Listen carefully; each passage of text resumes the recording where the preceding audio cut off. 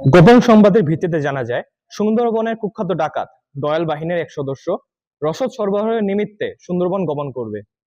প্রাপ্ত তথ্যের ভিত্তিতে আজ 10 মার্চ 2026 তারিখ মঙ্গলবার সকাল 10টায় কোস্টগার্ড বেস মংলা ও আউটপোস্ট নলিয়ান কর্তৃক দাকব থানাধীন শিবসা নদীতে একটি বিশেষ অভিযান পরিচালনা করা হয়। অভিযান চলাকালীন উক্ত এলাকা হতে সুন্দরবনের কুখ্যাত ডাকাত দয়াল বাহিনীর অস্ত্র, গোলা বারুদ ও রসদ সরবরাহকারী আব্দুল হালিমকে আটক করা হয়।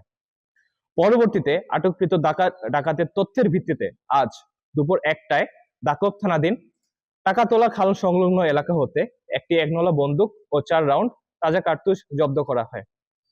আটককৃত ডাকাত আব্দুল হালিম সাতক্ষীরা জেলার শ্যামনগর থানার বাসিন্দা।